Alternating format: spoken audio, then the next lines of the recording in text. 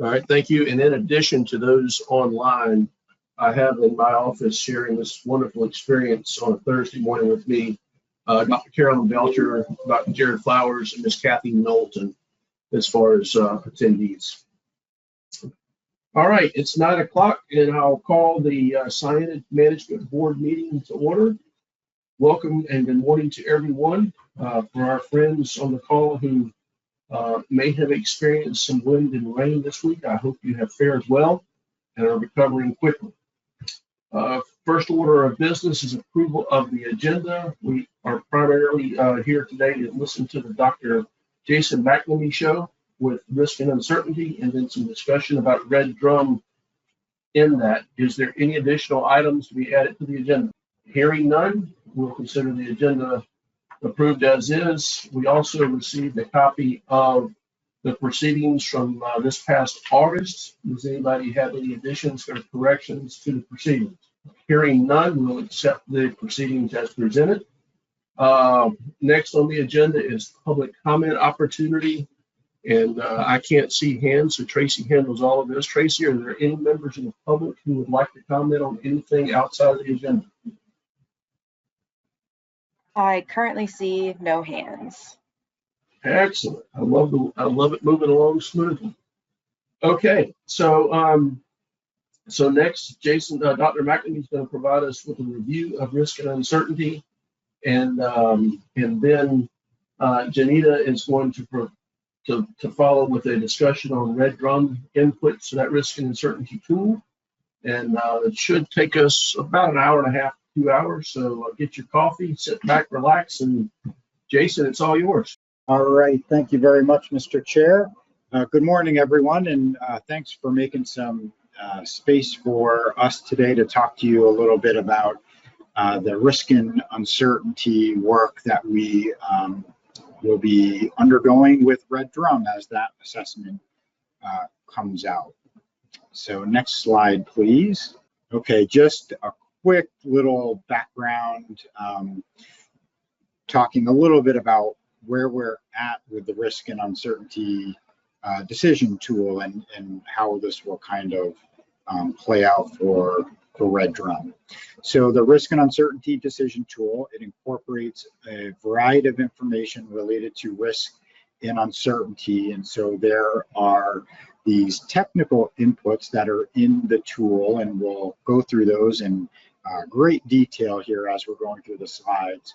So those are the technical inputs. But to go along with that, and this is actually the policy part of the tool, are what we call weights. And what the weights do is it gives more or less importance to the different technical inputs that are in the decision tool. And so we kind of marry these two things together, and we'll talk about what the output represents here in a bit.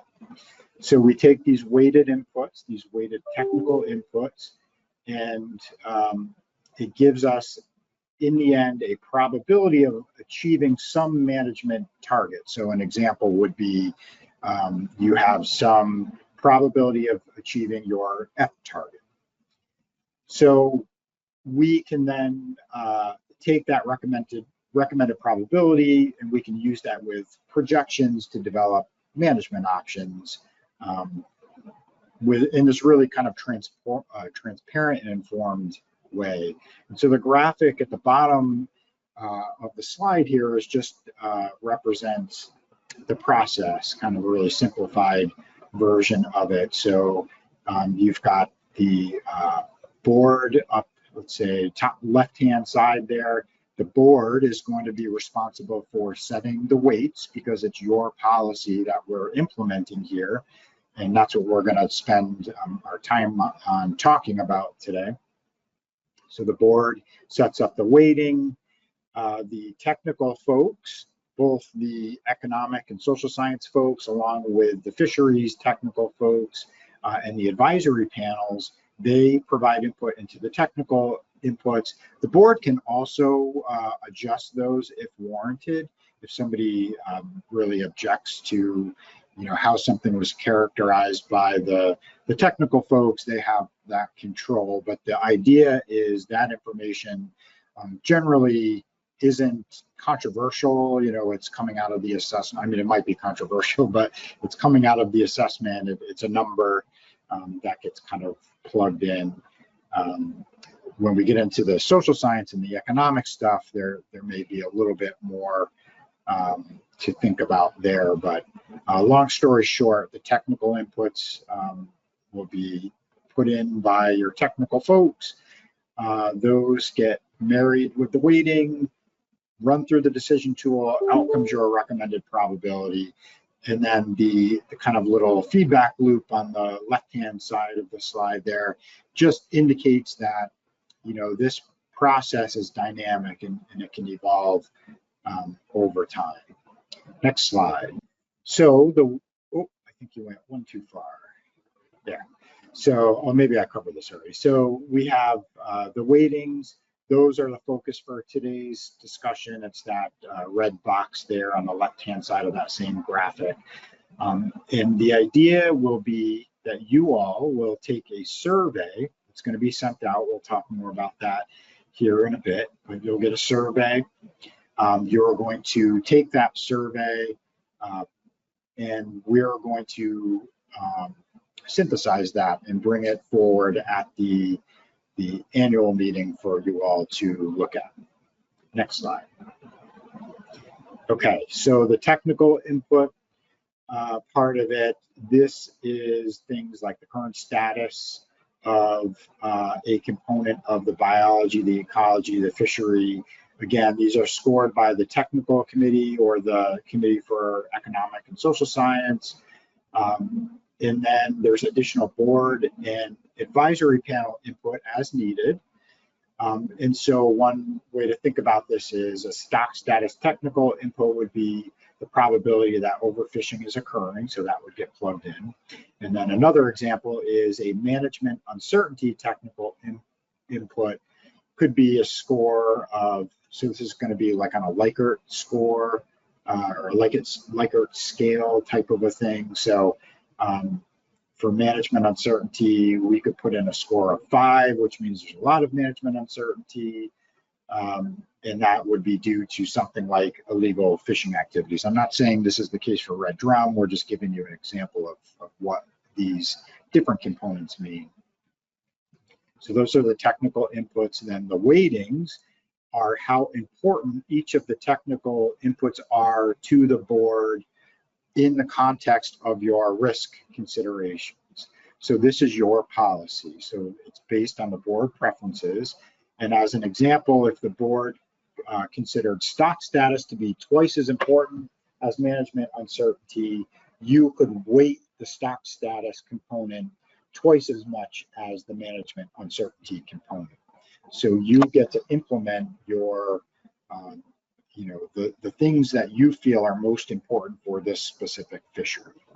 Next slide. This is just another graphic, and this is actually important because this is what is unique about our process relative to what you may have experienced with some of the federal risk policy processes. So in general, I don't know that this is universally true, but in general, the federal risk policies tend to only add buffers, so add precaution onto the management approach. The one that we have built allows you to go in both directions, so you can get actually less precautious if you want, based on some pieces of information. And so, generally speaking, maybe I'll describe the graphic here. So at the top, you see this continuum that goes from the left to the right, but it pivots off of that central dot there. So I'm looking at the arrows up at the top. So if you're moving to the left, when you're looking down at the slide, that is moving in the direction of being more precautious or more cautious. I don't know if precautious is a word. So more cautious. If you move to the right of the dot when you're looking down at the slide, that is being less cautious or more risk prone, perhaps.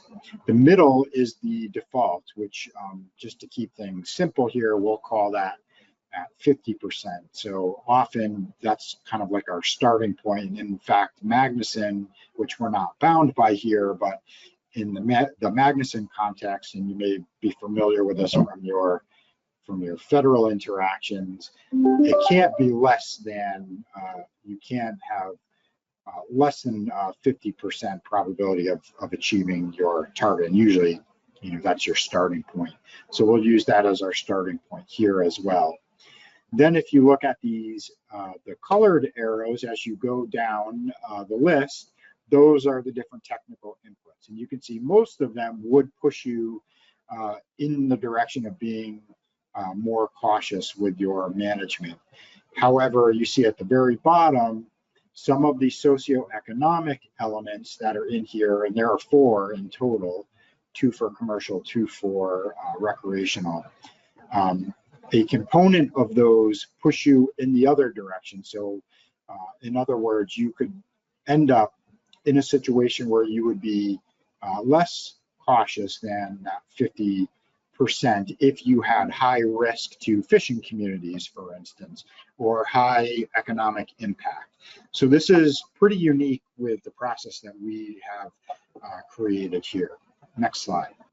Well, I'm not sure what that one was doing, so you can flip ahead. Okay, now I know. All right, so just by way of an example here, let's say, again, the up at the top there, you have more precautionary, you have less precautionary. The default, not in the middle anymore, it's kind of moved over to the right, and that's just so we could fit the stuff on here. But let's say you had, we're talking about 2 things here, just the model uncertainty, I'm sorry, management uncertainty and model uncertainty. So 2 things here. If they were both equally weighted for these 2 things, they would push us equally to the left here, to being in the more precautionary direction there. So you can see the light blue and the dark blue arrows are the same size. So that would be an equal weighting situation. But if we click one more forward here, and then one more. So in this case, if we wanted to be twice, if we put twice the weight on the model uncertainty part, if we thought that was really important, what you see is that the management uncertainty would push us in the same amount as before, but now the model uncertainty would push us twice as far over to the left. And again, things can go in the opposite direction as well in some circumstances. Next slide. So here is a little bit about the weighting input process. So we're going to review the components of the decision tool one by one. I won't dwell on them, but it's just a chance for you to see each of the components and ask questions if you'd like. But here's our rubric that we'll use. So we're going to review the type of information that's used for the technical input, and then we'll answer any board questions about that component. But then following that, so that's going to be in the presentation today, and then following that, you will get the survey that I mentioned earlier in the presentation. And we'll talk more about what that entails here in a minute. So each poll question, or in this case, it'll be a survey question, it will ask the board members to rate the importance of that particular component. So for instance, we'll be asking you explicitly to rate the importance of management uncertainty as one of the components. And you'll be doing that relative to the other components of the decision tool. So as an example, if you'd like if you think they're all important and all equally important, there is an opportunity within the survey to answer the survey questions with equally important, and it shows up on our scale as the number 3 choice in the middle there. And then we're going to take all of your scores across the board, we're going to average them, and that's going to produce our preliminary weightings. Next slide. This is just an overview of all of the components, so you can kind of see them in a table format. So you've got, and we have them broken up here into categories. So we've got stock status, that's kind of your standard SSB and F threshold target stuff. Then we have additional types of uncertainty, like model uncertainty, and those would be, due to model diagnostics and things like that. You have management uncertainty, how good are we at actually managing the fishery? And then environmental uncertainty, how susceptible is this particular species to the environment and changes in the environment. And this is another really nice part of our process, is we are explicitly incorporating climate issues into this process. And we talk about those things a lot, but they're not really built in a way that's really robust at this point. Here is a situation where we can explicitly build in climate change effects, for instance, into our process. And not only climate change effects, but we've got an additional risk here, and that is the ecosystem or trophic importance of the particular species that we're working with. So that's another one that's kind of unique to what we're doing here.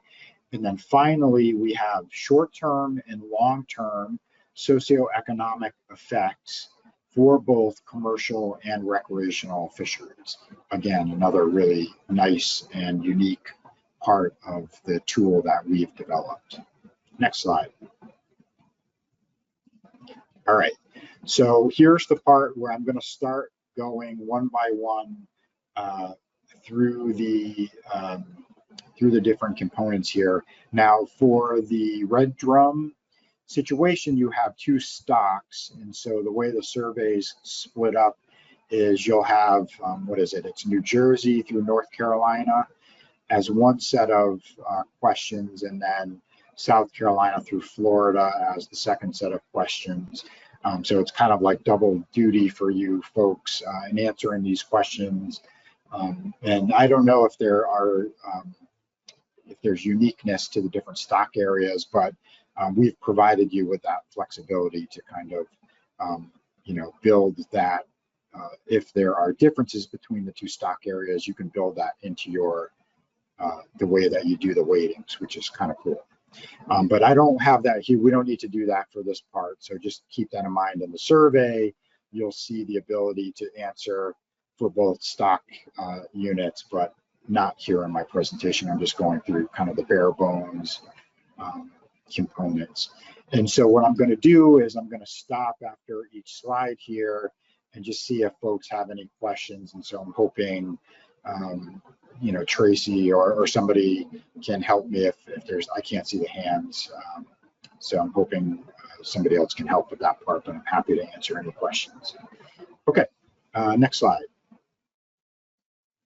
So the first is stock status. So the technical component here is the stock below the biomass threshold? So this is the threshold question. And so the technical input for this will be the probability from the stock assessment that the stock is below the biomass threshold. So this is biomass, this is threshold.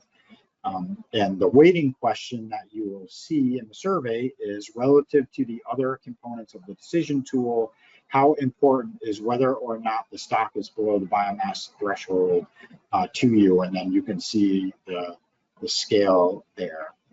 Just to reemphasize, to indicate that you would like all of the components to be weighted equally, you could put in a score of 3, but then actually there's a additional work element for you all in the survey, and that's the additional note there. And we're asking you why you scored that particular input in the way that you did. Tracy or Janita could correct me if I'm wrong on this, but I think if you don't feel like writing, you don't have to fill those parts out if you don't want, but it's helpful if you'll at least offer ones where you really thought about it, because it's going to help us improve this and make sure that we're asking the questions in the right way or giving the right background information for you. So, if you'll take the time to offer a couple of thoughts in those spots, we'd appreciate it. Next slide. Oh, actually, sorry. First, I'll pause for questions on this one, although I think this one's pretty straightforward. Yeah, I'm currently seeing no questions. Okay, we'll keep moving forward here. Next slide. It did change. So the next technical component is the stock below the biomass target? So the last slide was about the threshold. Here we're talking about the target. So the technical input is the probability from the stock assessment that the stock is below the biomass target.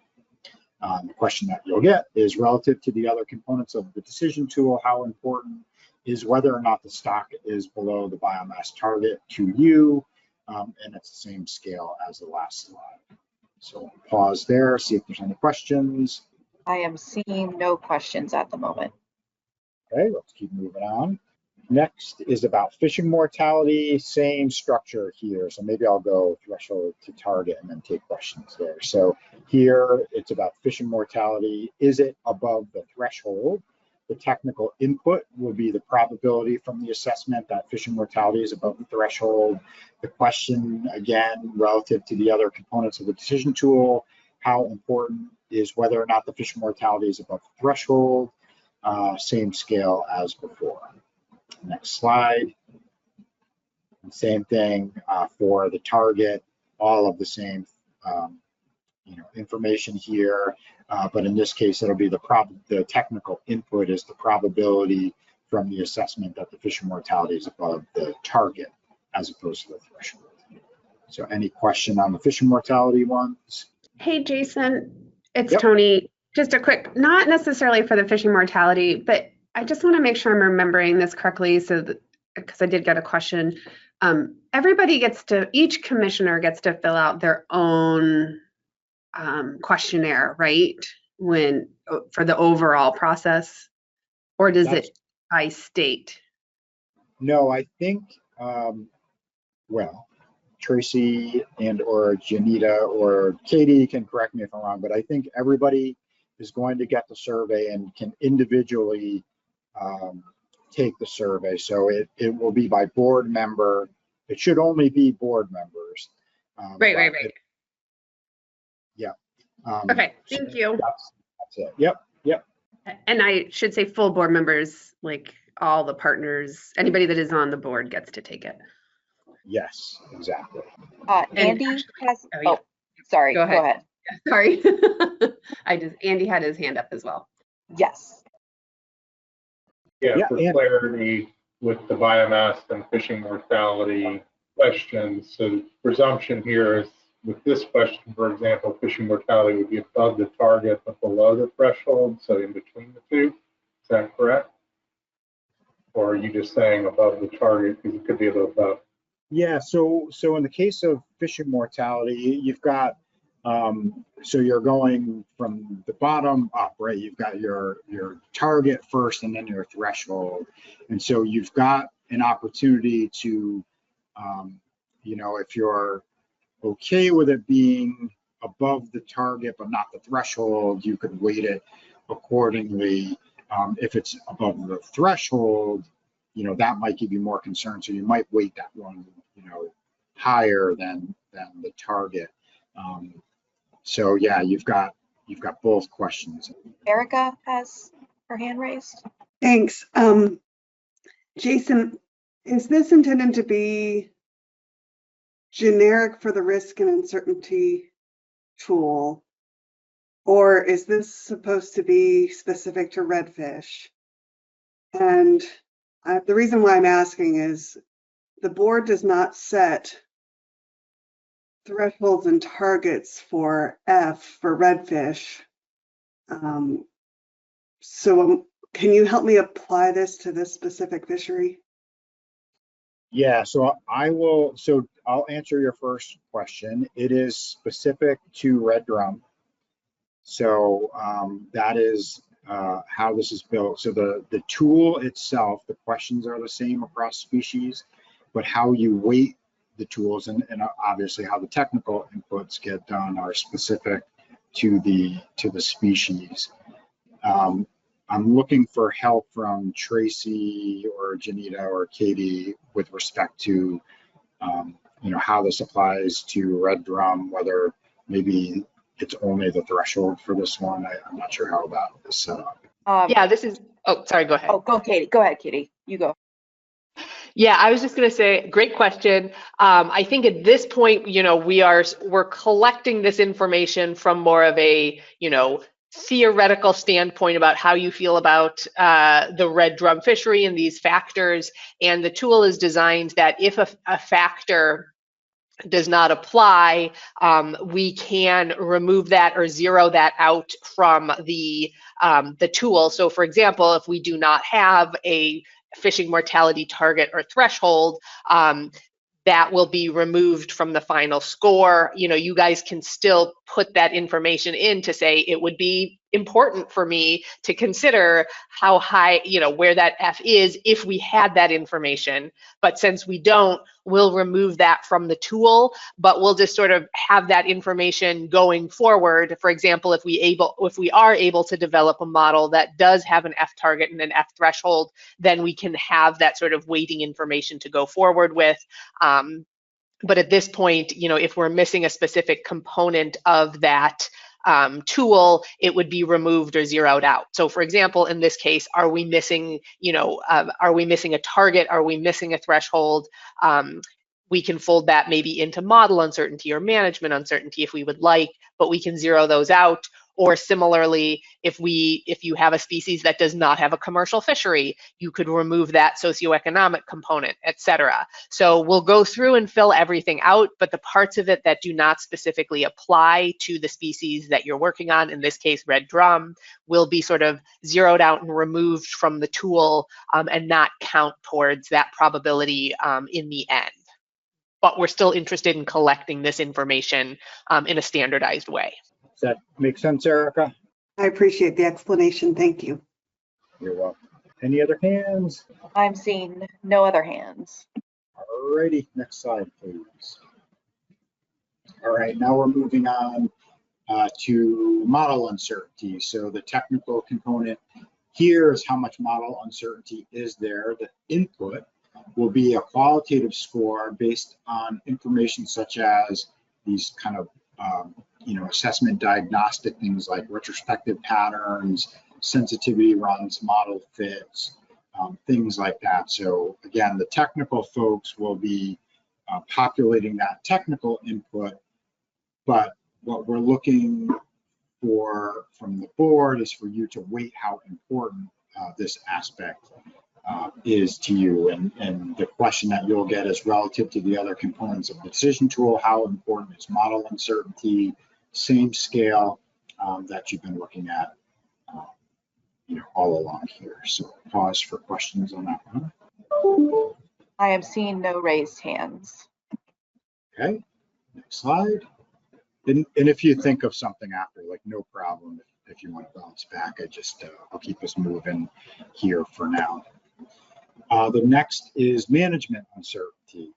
So the technical component here is how much management uncertainty is there for this fishery. The technical input will be a qualitative score based on information such as past management performance, if there's a lot of illegal fishing activity on this particular fishery, our ability to regulate removals. So you can think about something that has a high recreational component to it. You might have more uncertainty in that. If it has a high commercial component, you might have less uncertainty about that kind of thing. Our ability to monitor the fishery, compliance, those sorts of things. So that's the technical input there. The question will be how important is management uncertainty within this fishery in the grand scheme of all of these things that we're looking at. Same scale that we've been looking at all along. So we'll pause for questions on management uncertainty. This is, while you're thinking, this is one of the ones that I think the advisory panel could be really helpful on kind of giving insights into this, and the board members know this really well also. I am seeing no hands. Okay, next slide. Environmental uncertainty. So the component here is how much environmental uncertainty is there for this fishery. The technical input is a qualitative score based on information such as environmental drivers of recruitment, habitat loss, climate change vulnerability, predator-prey dependence, and natural mortality. If it's not accounted for in the assessment model, something like if we think natural mortality is changing a lot over time, that's not accounted for in the assessment model. So that's the technical input for this one. The question is, how important is environmental uncertainty for this fishery? So if you think you've got, big swings in recruitment going on, those are the types of things that are really hard to capture with an assessment model if there's some external driver of that. And so this gives you an opportunity, if that's important in this fishery, you can weight this accordingly. And the scale is the same as you've been looking at all along. So I'll pause for questions. I'm seeing no raised hands. Right, next slide. Ecosystem trophic importance. So here, oops, I missed I built this off of the tautog example that we did, and I left the tautog in here, sorry. So how important is not tautog, but red drum to the ecosystem or other key species? Maybe the responses are kind of similar for these, I don't know. So the technical input here is it's a qualitative score based on red drums. I could have sworn I fixed that. On red drum's role in maintaining other key species in the ecosystem. In other words, other important fish species or threatened or endangered species, things like that. Is this species important to ecosystem services or ecosystem function? And so that's this particular element. It's about its ecosystem importance. It's different than the last one we looked at. So how important is ecosystem or trophic importance for red drum is the question, and the scale is the same that we've been looking at. Any questions? Seeing no raised hands. Okay, next slide. Okay, so we have now we're moving into the socioeconomic criteria, and there's 4 of these, right? So you've got 2 for recreational, 2 for commercial, and we broke them up, and this is based on the advice from the Committee for Economic and Social Science when we kind of ran all of this stuff by them. So you have both short-term and long-term effects for each of the rec and the commercial fisheries there. So this first one is the short-term commercial. Maybe I'll kind of I'll go commercial and then I'll go through rec without pausing. So this is short-term commercial. The technical input is it's a score based on total ex-vessel value, community dependence, a community dependence indicator, the scale of the potential management change, in other words, the percent change to harvest produced by the other components of the decision tool, and the anticipated effect on the community. So it's sort of a synthetic score that's going to be based on a number of these criteria, and these all came from our economic and social science experts. Typically, a harvest reduction, if that is what is required, has a negative effect in the short term. And typically what you would do with this one as you populate it with information is it would be pushing back against the more precautionary management approach. So it would be trying to mitigate some of the pain to the community by making things less precautionary. So it's pushing back in the other direction. So the question here is, how important are short-term socioeconomic effects on the commercial fishery? Same scale. If you flip to the next slide, I think this will be long-term. I think you went too far there. One back. Long, one more. Yeah, there you go. Nope, one more. Oh, you're going in the right direction. There you go. So the next one is the long-term commercial socioeconomic impact. So this one, that's the question: what's the long-term socioeconomic effect of the proposed management change on the commercial fishery? Again, you'll have this synthetic score based on ex-vessel value, community dependence, the scale of the management change, and the anticipated effect on the community. Typically, a harvest reduction will have a long-term positive effect on the population, meaning if you if you withhold harvest now, the population will be bigger in the future. That's kind of the concept there. And this typically adds to the recommended probability, or it makes you more cautious in your management. So the weighting question here is, how important are long-term socioeconomic effects on the commercial fishery? So that's the approach here. Is you have a short term, that kind of immediate pain, and then you have a longer term. If you take a little pain in the short term and things will get better in the future, is kind of the concept. So both of those are in the tool, and it allows you to weight those things. So any questions on those?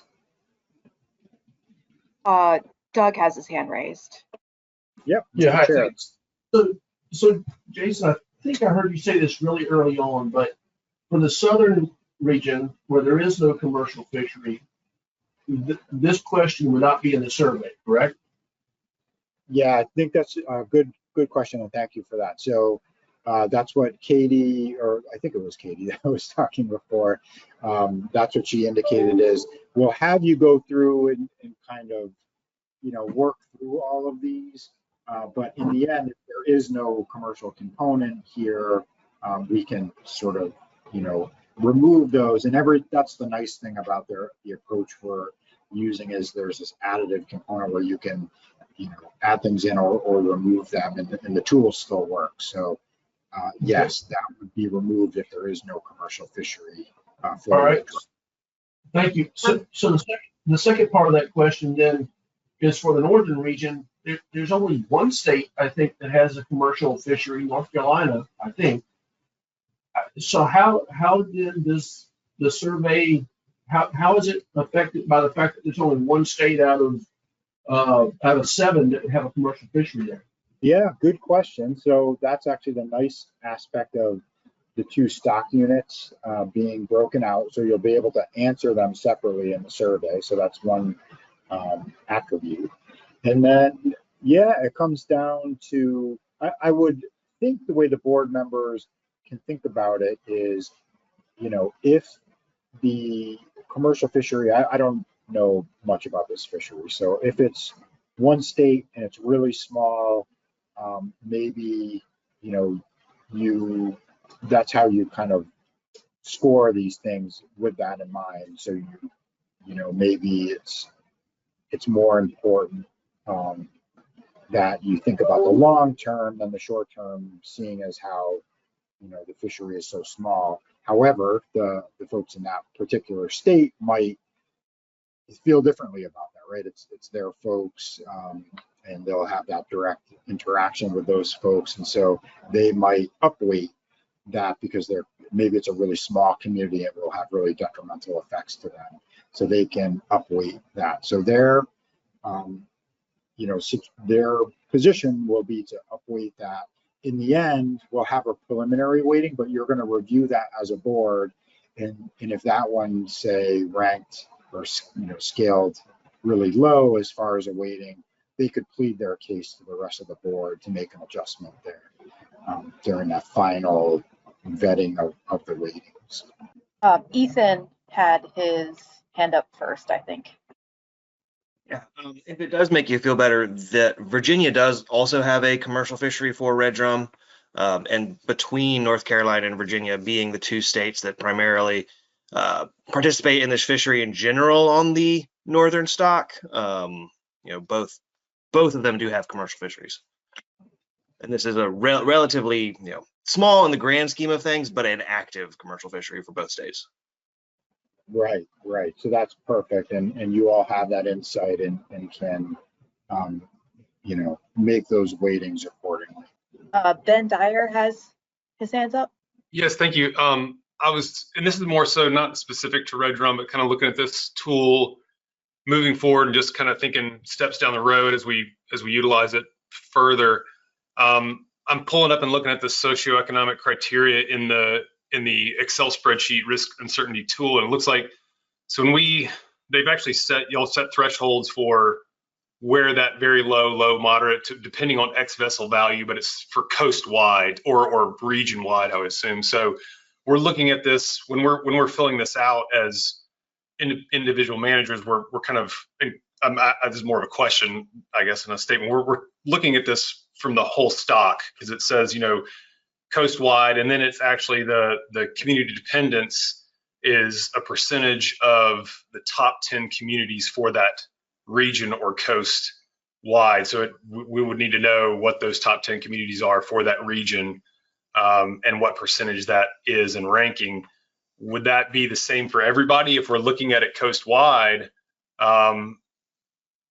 If it is a percentage of the top 10 communities coast wide, would that be the same across the board, or do we look at this more of individually state specific and how it affects us individually? No, that's a great question. So, you know, I think when first I'll start by saying that these criteria that science put together, they were looking in the macro lens, right? They were looking across everything. I'll look for some help as far as exactly how it was approached for Red Drum specifically, but I think the answer to Doug's question a moment ago is relevant here again. So remember, this is about the weightings, not necessarily the technical input. And so, you know, regardless of how the technical input gets populated, if you think it's important for Virginia, you would upweight, you know, one of these or both of them or whatever. And that would just give those elements more weight in the overall tool. The actual technical inputs, I'll look for I'm going to phone a friend on this one and see if Tracy, Janita, or Katie wants to weigh in on how it was populated for Red Drum.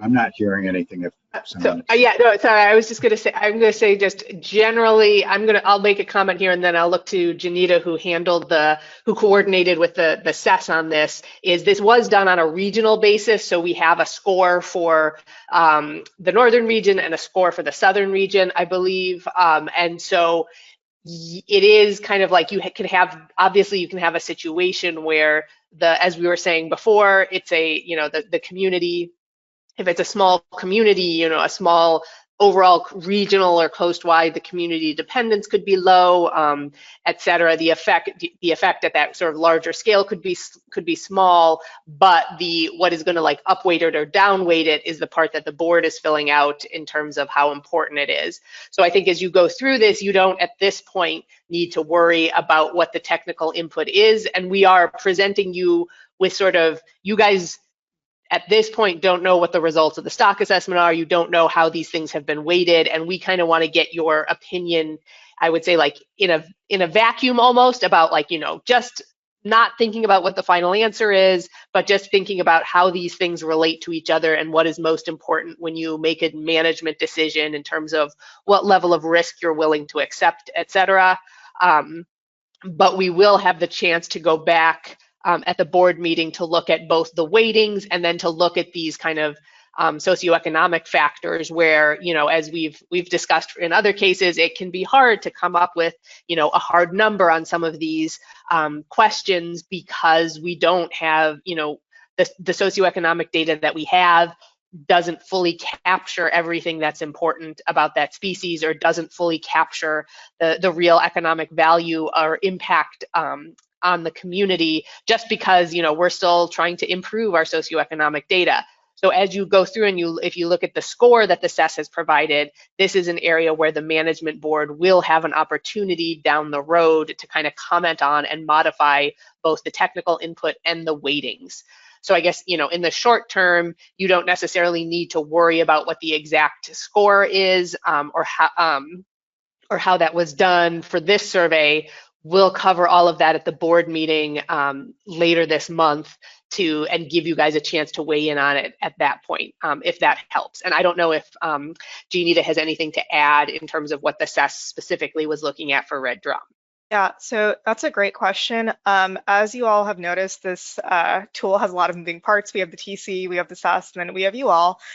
So the CES's, or the Committee on Economics and Social Sciences role is sort of twofold. They first assessed both stocks sort of without the idea of management change in mind, or without the idea of just like sort of ranking the socioeconomics based on community dependence and recreational dependence and things like that. So after those factors are independently assessed, if management action is anticipated, they will then go back and sort of discuss amongst themselves what factors to consider in terms of long-term and short-term change. We are still in that process, so we don't have all the factors laid out at the moment, which is why we will be revisiting this tool and the report that comes out of this tool at the board meeting, and probably at one meeting after that as well, just to give the other committees time to sort of lay out their reasoning and determine what factors they want to include to specifically calibrate this tool for red drum, if that helps. Yes, thank you. Other questions? I'm seeing no other hands raised. All right, let's move on to recreational. Next slide, please. The first, same kind of structure here, right? So you've got your short-term socioeconomic effects of some proposed management action on the recreational fishery. Here, the technical inputs, again, will be kind of a score based on a number of factors. So based on total directed trips, community dependence, the scale, again, so that's similar to the commercial ones, the scale of the actual change and the effect on the community. And same thing here, where the short-term effects tend to be ones that we want to push back in being less precautionary. If we're going to have this kind of short-term pain, if it's a negative outcome from the stock assessment information. So same thing here. I'll have you flip to the next slide. Long-term as well. Again, it's another synthetic score. It's based again on the same criteria. So the directed trips, dependence of the community. Is there like a recreational, like a party and charter group that's super dependent on this this particular fishery, that kind of thing. Scale of the change and the anticipated effect. So same exact concept as for the commercial sector, but this, you can think about it in the context of the recreational sector. Here, it sounds like from the earlier questions that there's a lot more recreational users of this resource than commercial. So you get a chance to sort of parse these things out, which I think is helpful. It gives you some flexibility to deal with the nuances of the fish. Questions on the recreational stuff? Bud Woodward has his hand raised. Yeah, thanks, Jay. Kind of following up on what Doug was talking about, while we do not have a directed commercial fishery in terms of harvest for sale in the South region, we do have a for-hire sector that is highly dependent on access and opportunity to red drum. So would it be possible to, and you mentioned the word parse, instead of having the commercial sector input in this, we have a separate one for hire component of the recreational sector and for private recreational, because I think the responses might be different in terms of how this weighting is. It may or may not, but I think that would be a useful separation, at least for the South region. That's a That's an awesome insight here. So I think we will definitely log that comment, but I will note that the current tool lumps in for hire with the recreational sector. So I think in the short term here, the way to approach this per your comment would be to just consider that even though you think there might be differences between private and for hire, if you think it can be bad, like really bad for the for hire, then sort of apply it in that way, you know, across the entire recreational sector. And it's not, you know, I take your questions. I mean, really, you'd want to treat them separate, and so we'll think on that. But right now, there's only the kind of single recreational, well, the two recreational components. Those recreational components are supposed to encompass for hire as well. Okay, thanks for the response. Other I questions? see no other hands raised. Oh, sorry. No other hands, Tracy? Correct. No other hands. Okay. Let's flip to the next slide, which I think might be it. Yeah. So next steps, you all will take the online survey with the questions that we just walked through, and remember that it's sort of split into these two step components. We will then, after you all take them, we're going to take those scores, we're going to average them up, and we will produce these preliminary weightings, and we will review those with you at the annual meeting, and you can approve those, make adjustments, you know, whatever you want to do as a board. Then we're going to compile the preliminary risk and uncertainty report with the technical inputs from the technical committee, the SES, and then we'll kind of put those all together for you again, and we'll have you review those at the annual meeting. So between now and the annual meeting, there'll be a bunch of work both by you and folks behind the scenes here, and then you'll have a bunch of stuff to look at the annual meeting. And that, I believe, is it. If you flip to the next slide, just to confirm. Yeah. So happy to circle back on anything and take any other questions that may have popped in your head as we've been going along. John Clark has his hand raised. I'm not hearing you if you're talking, John. Thanks for the presentation. Thanks for the presentation, Jay. Just curious, for a state, if you're don't really have an opinion about some of these, is it best not to answer the survey at all? I mean, Delaware, to even call us a minor factor in the red drum fishery is kind of overstating it. I mean, we get a few caught each year recreationally, but that's about it. So just wondering what has more of an effect on the survey for somebody. I mean, would you want somebody that doesn't, in a state that really is not a factor in this, to answer all these questions? Do you just put equal weighting for everything, or is it best just to leave some of these blank, or to say, you know, I'm not answering this survey because just really don't have an opinion on these? Yeah, no, it's a great question, John. So I will tell you what to do, of course, but I will offer you some advice. And I think you have a couple of options there. So the kind of do no harm version of this would be to just kind of score everything equally. So that, you know, to fill it out as equal importance for all of these things. If you don't know, for instance, you know, because you don't have a good sense of that, because you don't have a big fishery in your state or whatever. So that's one option. I think maybe I should have started by saying, I'm pretty sure we want all of the board members, this is your policy, so we want all of the board members to weigh in some fashion.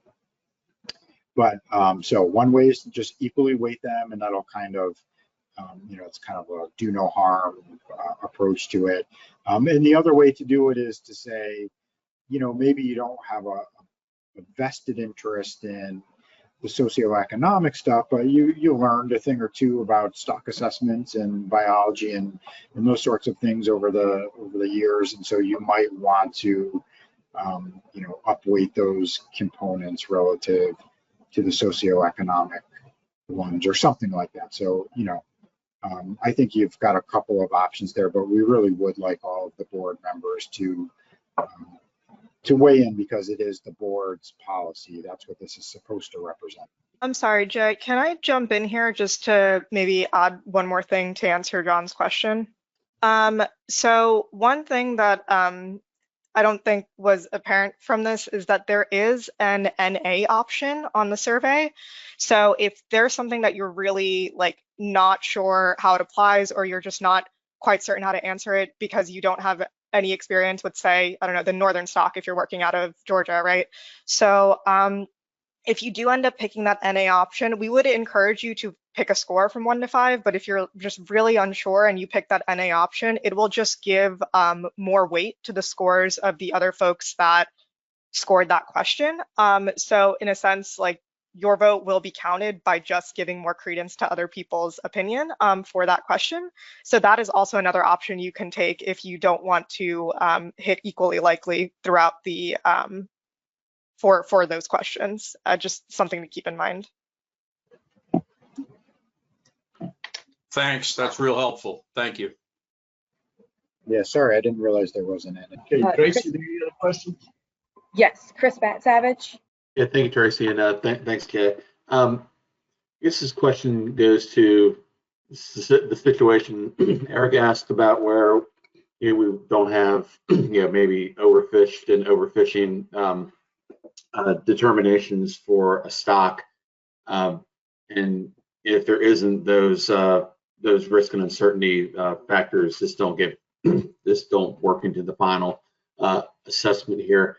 But we do have, at least in the past, had other ways of measuring kind of stock status, such as escapement into the adult population, but that's not asked for here. So I guess my question is, so if we don't have overfish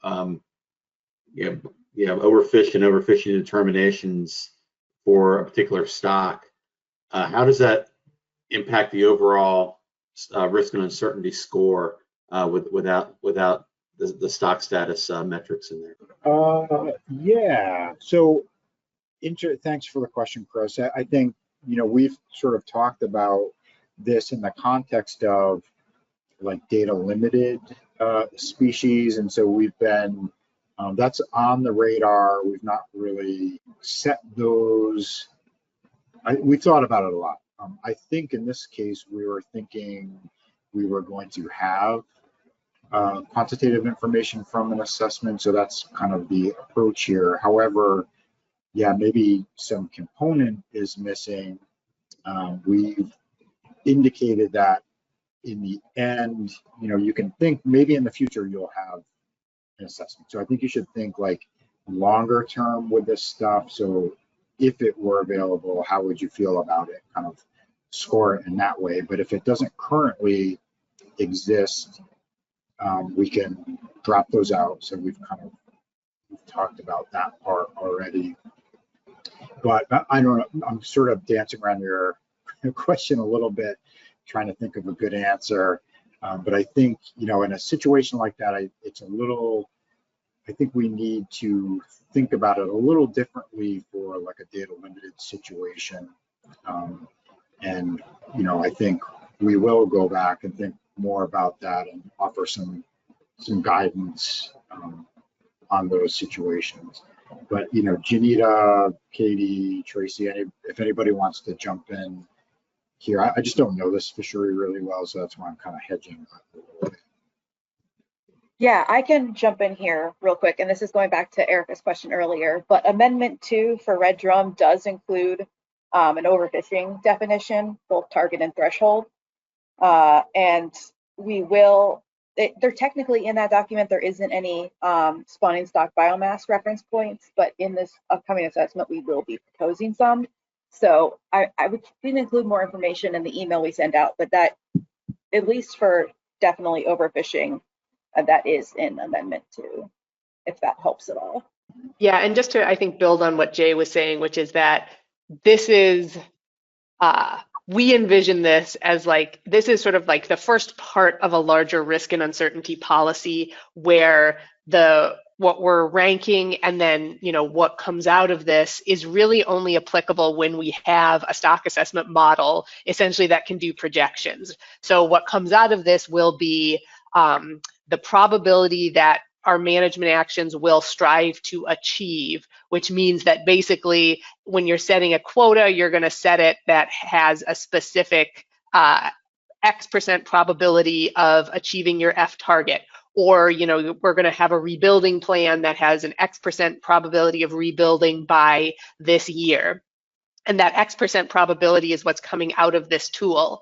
And so obviously, if we don't have a model that can do projections or can, you know, predict our probability of rebuilding, what comes out of this tool is not really going to be useful. I mean, you know, we would have it, but it's not something that we could then apply. So if we get to a situation where we are for some of our species where we have a formal model that can do projections, this tool is not really super helpful, and we need to develop that data limited side of this tool a little more in depth. And so I think as you guys are going through, you know, whether this tool is useful or not will depend on the results of the stock assessment, which you guys haven't seen yet. And so, you know, we don't want to spoil that surprise, or we don't want you guys to be thinking necessarily about what are the results, what is the you know, what is coming, what is our stock status, et cetera. We want you to be thinking about this more abstractly, high level. What are the important factors for making a management decision? And then, you know, depending on the results of the stock assessment, in terms of what models were approved, we'll be able to, you know, use this tool or not use this tool, depending on those outcomes, which will all be discussed in October. So I think at this point, you know, as we go through and rank this, think about it more theoretically and abstractly, and then we'll be able to translate that into a more concrete result once we have the full picture available for everybody, if that helps. Okay, thank you for that. Tracy, anybody else before we move to the next topic? I am not seeing any other hands. Okay, Tracy, I have 10:10. I appreciate that momentary break. By 10 o'clock in the morning, I've had 3 cups of coffee. I need to make room for the 4th. So I'm good to proceed if you guys are. Sounds good. I'm going to switch over the screen to the survey, and Janita is going to walk us through what the survey monthly survey looks like. Yep. While Tracy pulls that up, hi everyone. Thank you all for joining us this morning, and thank you to Jay for that really great breakdown of what the risk and uncertainty sort of policy and tool cover and look like. The second part of this meeting is going to be twofold. I wanted to both give you all a chance to look at the survey so it does not take you by surprise when you open that link. And, you know, just to go over if you have any questions about the way things are worded or formatted. And in addition to that, as we go through this, I would like to give you all an opportunity to talk to your fellow board members about potential things to consider based on your experience and based on things that are specific to your state or to your stock that you might want to bring to the attention of your other members as they are going through this survey. So for example, when we get to the part about ecosystem importance or trophic importance, I know something for this species that might be a factor is climate change, which, you know, and species distribution, it sort of impacts each state differently. But if that's something that you feel strongly about or you think that your fellow board members should consider, please feel free to hop in and let them know so that they can also consider it when filling out the survey.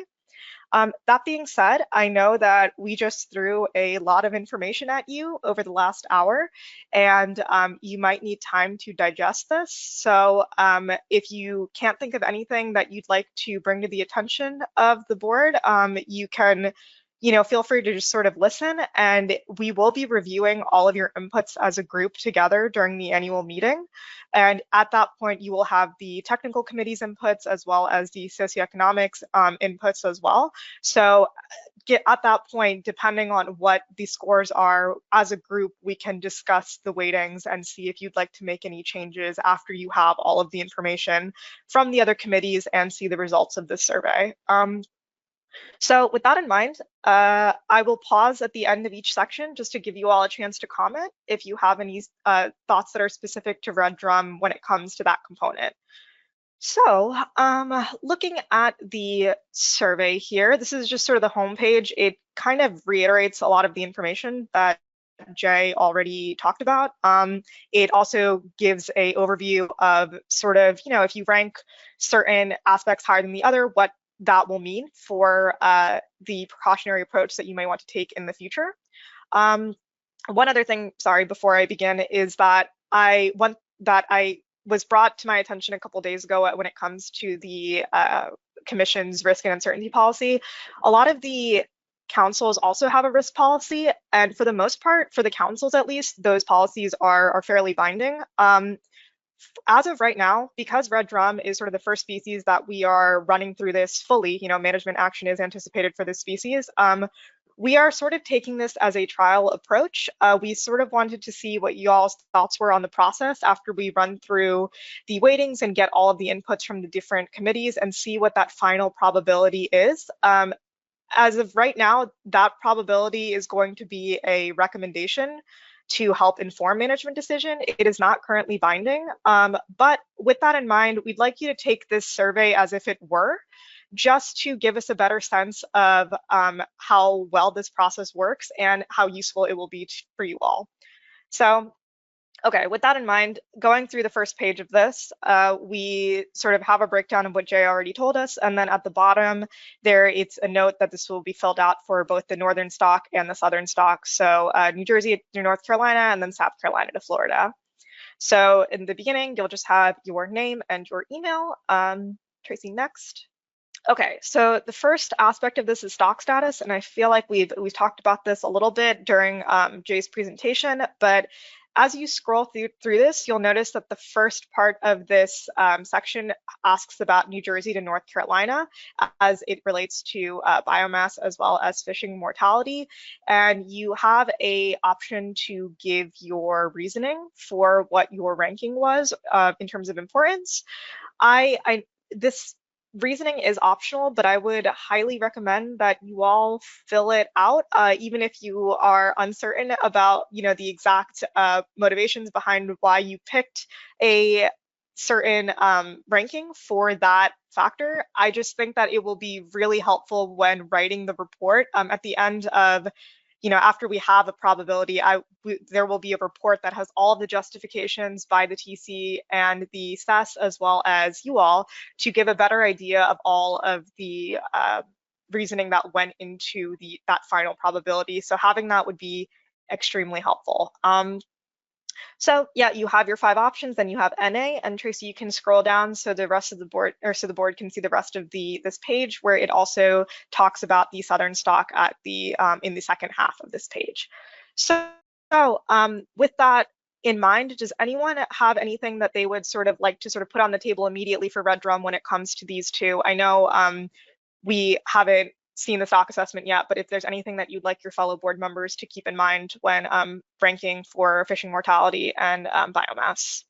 Okay, I do not see any hands. We can always go back to different portions of this survey if anyone thinks of anything later on. So definitely don't be shy. Feel free to chime in. So the next page.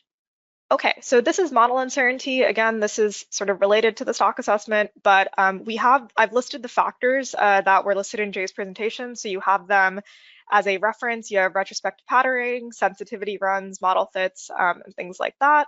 You also have a copy of the tool that was handed out in meeting materials. So feel free to use that as a reference as well. If you're wondering some examples that, the TC or the SES used in potentially determining their inputs, you can sort of see what types of things to consider when giving, when ranking the importance or when giving your weightings for model uncertainty.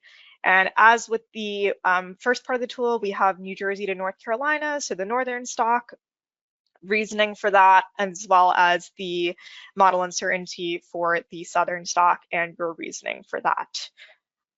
So does anyone, have any thoughts about model uncertainty or things that you'd like to put on the table for the board to consider for red drum when filling in their weightings for this?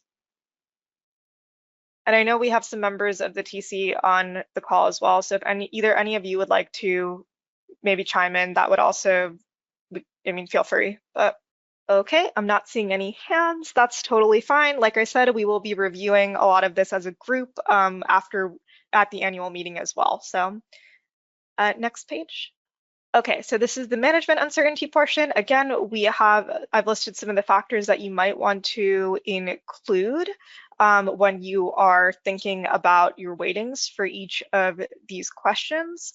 And then for the first part of this, we have New Jersey to North Carolina, northern stock, as well as your reasoning for management uncertainty, or your ranking of management uncertainty for that stock. And then we have South Carolina to Florida, or the southern stock, and you have your 5 options as well as NA. Like I said earlier, if you end up picking NA, like I said, we'd strongly encourage you to pick 1 through 5, but if you're really not sure, vote for NA, and it will just give your other board members a little bit more weight in their responses for this. And then of course you have your box to give your reasoning for this. So is there anything, either for the northern stock or for the southern stock in terms of management that anyone would like to chime in about that's either state specific or stock specific that you'd like your fellow board members to consider when adding their weightings for this? Oh, I see a hand. Chris?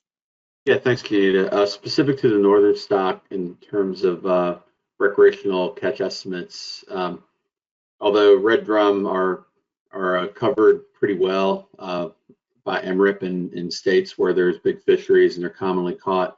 As you know, they're found all the way up to New Jersey and probably starting to be found in relatively larger numbers or more available, at least with warmer water temps. That even though the MRIP estimates that you see are relatively low and sporadic, there could be more catches actually occurring that just aren't captured through MRIP because it would probably at this point be a rare event species. So I think states in the northern region, or just board members in general, should at least keep management uncertainty in mind as far as recreational catch estimates of red drum, because I think once you get north of Virginia, I don't know how well MRIP is characterizing the recreational catch that is occurring there. Thanks. Yeah, thanks, Chris. That's an excellent point. Does anyone have anything else, either for the northern or for the southern stock that they would like to address in terms of management uncertainty? Okay, I am not seeing any hands. Moving right along then. So environmental uncertainty, again, this was a hot topic amongst the TC when we ended up talking about this, just because there's quite a few things to consider here. But as with the other portions of the tool, I've sort of given you a few things to consider in the top text there. But after reading through that, you can scroll down and you will see the option to rank environmental uncertainty for New Jersey to North Carolina, and then your reasoning, and then as well for the southern stock, South Carolina to Florida, and give your reasoning for that as well. So, oh, I see a few hands here. I think I saw Erica first, and then Chris. Go ahead, Erica. Thanks, Janita. So I'm not sure whether this falls under the management or assessment, and I'm sorry I had to step away during the assessment, so I couldn't chime in then. But I think overall with this stock of fish and this fishery, it is a different and unique beast in the fact that for most of us, the fishery is operating and targeting and retaining only juveniles in the fishery, and the spawning stock is essentially off the table for harvest. So we don't really have a good understanding or a good way to understand what spawning stock biomass is. There's no good survey to monitor that or to develop a reliable estimate of what that is. So that provides some level of management uncertainty, but also definitely assessment uncertainty as well. So for those of you who are less familiar with the fisheries, if you're up north, that's something to keep in mind, that this fishery primarily is targeting subadults. Thank you, Erica. Chris? Yeah, thanks, Janita. Regarding the environmental uncertainty, we have a juvenile survey for red drum that's used in the northern region stock assessment. It's only in North Carolina, but it applies to the whole stock. And we've noticed, or we've seen over the years, that year class strength is definitely driven by environmental conditions. This might maybe oversimplifying it, but it seems like when we have hurricanes either hit or come very close to North Carolina, we get good recruitment classes of red drum following that up, and they're sporadic. You get good year classes, you get bad year classes. It's probably why red drum lived to be 60 years old up here. But I think that's just something to keep in mind as far as the environmental uncertainty questions here. Is there definitely appears to be a link with year class strength and environmental conditions for drum, at least for the northern stock. Great, thank you. All good things to consider for both the northern and the southern stock when it comes to management and environmental uncertainty.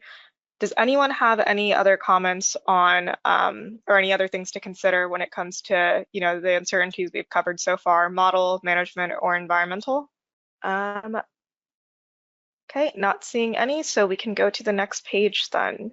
Okay, so we have ecosystem and trophic importance as well. So again, we have some of the factors listed here, things to consider in the top text there. And then, so things like role in maintaining other key species, importance, threat to other species, and then importance to ecosystem functions in general.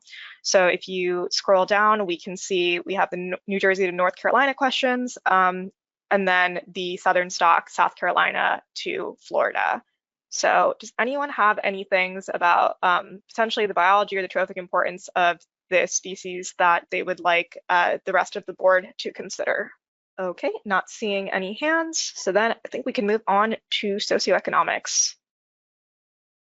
So the way that this is set up for this survey is that it's first is going to ask you about the short-term socioeconomic considerations for both the commercial and the rec fishery. And then after that, it'll ask you about the long-term considerations. So don't know why it's squished up there, but it does have, in that block of text, there is factors to consider when it comes to socioeconomic considerations.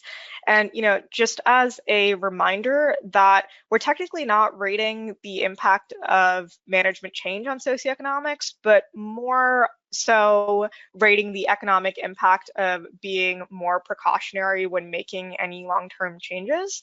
So don't think of like specific management actions, but if we are being more precautionary, how would that impact both the social and the economic aspects of that stock or of that region? So for the first part of short-term socioeconomics, we have recreational changes to the northern stock. And then the second question is commercial changes to the northern stock. And then just to reduce the amount of writing you have to have, I sort of made one box for the northern stock recreational and commercial reasoning. And you can, depending on how important recreational fishery or how important a commercial fishery is to your state or to your region, you can always sort of outline or give more reasoning for one or the other, depending on the situation there. Similarly, we have the same questions, recreational and commercial for short-term change from South Carolina to Florida, and a box at the bottom that allows you to give your reasoning for that as well. And again, this is just for short-term. So does anyone have anything they'd like to speak on for the, let's go through long-term changes first, and then we can ask if anyone has any things to consider for the socioeconomics. So Tracy, next page. Yep, very similar here, some factors to think about for the long-term socioeconomic impact. And we have, again, very similar questions, just with a little bit of a longer timeline in mind. We have the northern stocks recreational importance first, and then the commercial importance for the northern stock, as well as your reasoning. And then at the bottom, we have the same questions present for the southern stock. So I see a hand from Spud. Go ahead, Spud. All right, thank you. I think it's worth mentioning, and this is well, it's applicable, I guess, to both stocks, and that is, as I mentioned earlier, you know, the importance of this fish for the fur hire sector has grown, and it's grown in importance for the private recreational sector. And some of this is due to the fact that as access and opportunity on some of the offshore species has changed and continues to change due to restrictions in harvest, we see efforts shifting to inshore fishing. And so it's becoming much more important economically to all the businesses that support recreational fishing, whether it be for hire or the private recreational sector. So the sort of the context for how we evaluate the impacts of management actions is changing and probably will continue to change in the long term as these other restrictions in access and opportunity are made manifest. Thank you, Spud. Does anyone have any other things that they would like to put on the table for the board to consider for socioeconomics, both short-term and long-term? Okay, I'm not seeing any other hands. So does anyone, does anyone have any other, I guess, general thoughts when filling this out for red drum? If there's anything that, you know, you're not quite sure where it fits in terms of uncertainty, but you'd still like to present it. Doug, go ahead. Thank you. And this is really a general question to the survey to make sure that we're all clear. Southern region answers southern questions, northern region answers northern questions, not all of the survey, correct? So great question. And you know, Katie, feel free to jump in because Katie and Jay were the original creators of this tool. But according to my understanding, it's best if all board members fill out the entire survey to the best of their ability. That being said, you do have that NA option that you can use if you are definitely, like, if you have no idea how to answer a question, or if you don't know if there's anyone that you can consult to answer a question. I'd suggest that you pick that. Yeah, I know you're cutting or in and if out. you know, if it's not a stock that you work on and you just like to hand it off to your other board member, have those two options. Oh, I'm sorry, can you hear me? Well, you were cutting in and out. Every now and then we miss a few words, but oh, I'm sorry. Yeah, and I think just to add on to that, I think you can think of this as what we're really trying to get at is if you are at the board and you're making a management decision and there's sort of like 2 quota options on the table, what are you thinking about when you are deciding on a management action like that? And, you know, if you're in the South, you're still going to have to vote for something to happen in the North and vice versa. So there are, you know, you're thinking about what is management uncertainty? What is stock status? How precautionary should we be versus how, you know, how conscious of socioeconomic impact should we be when we are making these decisions? And so part of the goal of this tool is just to get these thoughts and that whole process out of your brains and onto the paper and into a more transparent process. So it's true that, you know, in the South, you know, you may not have as much understanding or, you know, don't fully grasp the nuances of the northern ecosystem or the northern fishery, but presumably you're still going to be balancing these factors when you're thinking about what is the right management choice for that region. So the board is voting as a group on these final management actions, and so we're trying to get you to articulate how are you weighing socioeconomic factors versus stock status versus sources of uncertainty when you're deciding on a final management action, so that we can sort of quantify that better and make this a more transparent process. So for sure, the NA option is there if you feel like you need to use it. that kind of like, it's all equally important to me option is there if you need to use it for each region. But I think you guys probably do have more thoughts than you realize about what is important when making a management decision for both regions, even if you're not specifically from one region or the other. So I guess sort of that's what the mindset that we'd like you to go into with this. And for sure, again, this is kind of, we're doing this a little bit in isolation to kind of get your thoughts out, and then we'll have a larger discussion about it and refine these weightings at the next board meeting. So hopefully that helps. It does, and I appreciate the thorough answer. I think that the results of this survey will be food for good discussion regarding, for the decisions we've made in the most recent meeting. This will help us decide how we move forward when we manage each other's fisheries. I can't find the words right now, but thank you for that answer. Yeah, and thank you for Katie for stepping in. I'm not quite sure what happened to my mic there, but yeah, that was a great and very thorough answer. I see another hand. Erica? Yeah, this is on the same topic, and I appreciate Katie's answer, but I have to say, I feel slightly uncomfortable about what staff is asking the board members to do. And Florida's, at least Florida FWC's approach to participation in ASMFC is kind of hands off when stocks don't cross our lines. And I feel like this is asking us to go a different direction. And I prefer to have a more board discussion on our comfort with doing it and whether our actual interest is to just respond to the survey for the stocks in our area or the stock in our area. And I'd love to hear other board members' thoughts. Chris, go ahead.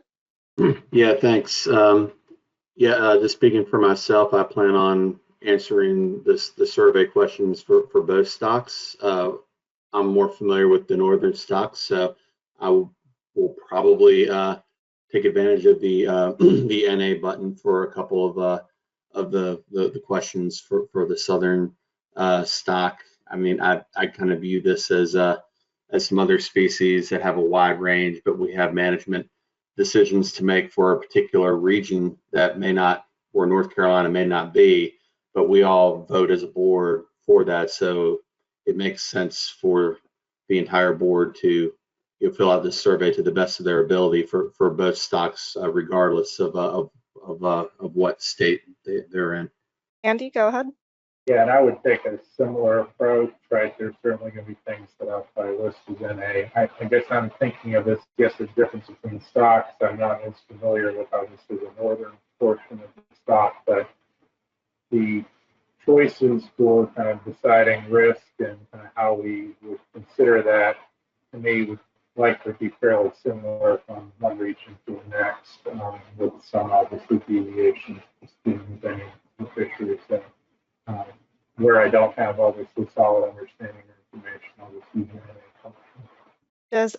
Would anyone else like to speak to Erica's question?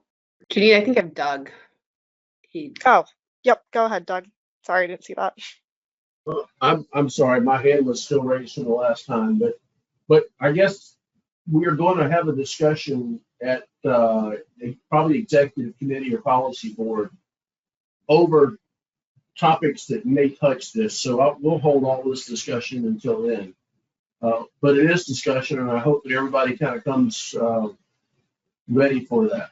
Okay, does anyone have any last comments before we sort of wrap up this portion of the meeting? Erica, is your hand still raised from last time, or would you like to speak? Oh, okay, thank you. All right, so in that case, I don't see any other hands. This survey, one thing to note that we learned with the TC is that if you hit done, it will not let you refill out the survey. You get one link. So when you sit down to do this, I would recommend either just keeping it open in a tab or, and you can take as long as you need. But if you hit done, just, either reach out to me or Tracy and we can send you a new link just because it will not let you go back and change your answers after a certain point. So just something to keep in mind. But other than that, unless Katie or Tracy, unless you have any other comments, that sort of wraps up what I had in mind for the discussion and the survey review portion of this meeting. Thank you very much, Anita. That was great. Tracy, do you see any other hands or anybody else who has comment?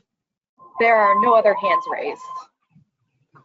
Is there any other business then to come before the board? Anybody, anything else? Okay. Well, thank you all for your time this morning. Thank you to Jason and Anita for your presentations. And I look forward to receiving the survey and seeing the result. Everybody have a great day.